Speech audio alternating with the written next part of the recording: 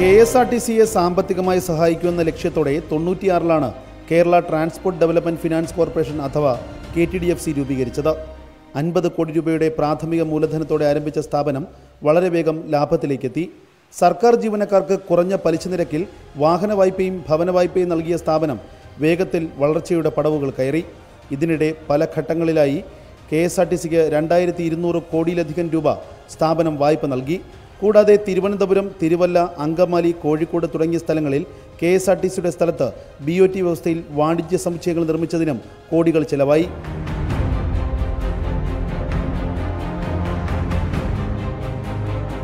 KSRTCയിൽ നിന്നും യഥാസമയം വായ്പാ തുക തിരികെ ലഭിക്കാതെ വന്നതോടെ KTDFCയിൽ പ്രതിസന്ധി തുടങ്ങി. ഗതാഗത സെക്രട്ടറി അധ്യക്ഷനായ ഡയറക്ടർ ബോർഡ് പലതവണ സർക്കാരിനോട് ആവശ്യപ്പെട്ടിട്ടും പണം തിരികെ ലഭിച്ചില്ല. ഒടുവിൽ ബാങ്കുകളുടെ കൺസോർഷ്യം രൂപീകരിച്ച് വായ്പാ തുക ഏറ്റെടുത്ത് സർക്കാർ ഉറപ്പ് നൽകിയെന്ന് മാത്രം. തിരുവനന്തപുരത്തെ അടക്കം BOT പ്രോജക്റ്റുകൾ ഏറ്റെടുക്കാൻ ആളില്ലാതെ വന്നതോടെ ആ ഇനത്തിലും കനത്ത നഷ്ടമുണ്ടായി.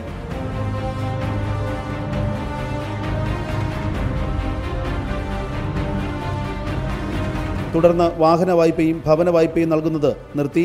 ഒടുവിൽ ശമ്പളം നൽകാൻ പോലും കഴിയാത്ത സ്ഥിതി വന്ന സാഹചര്യത്തിലാണ് ഡെപ്യൂട്ടേഷൻ ജീവനക്കാരെ KTDFC തിരിച്ചയക്കുന്നത്. നിലവിൽ 16 ജീവനക്കാരാണ് ഡെപ്യൂട്ടേഷൻ വ്യവസ്ഥയിൽ ജോലി ചെയ്യുന്നത്. ഡിസംബർ 31 മാതൃസ്ഥാപനത്തിലേക്ക് മടങ്ങാനാണ് ഇവർക്ക് നൽകിയിരിക്കുന്ന നിർദ്ദേശം. ഇതുകൂടാതെ ചെലവ് ചുരുക്കലിനായി കർശന നടപടികൾ സ്വീകരിക്കാനൊരുങ്ങുകയാണ് KTDFC. KSRTCയുടെ സാമ്പത്തിക കെടുകാര്യസ്ഥതയുടെ ഏറ്റവും വലിയ ഇരയാണ് KTDFC. KSRTCക്ക് വായ്പ നൽകിയെന്ന ഒറ്റ കാരണം കൊണ്ട് തന്നെ ഈ സ്ഥാപനം ഇന്ന് അടച്ചുപൂട്ടലിൻ്റെ വക്കിലാണ്. കൊല്ലത്ത് നിന്നും രഞ്ജിത്ത് അമ്പാടി, 24. This is 24.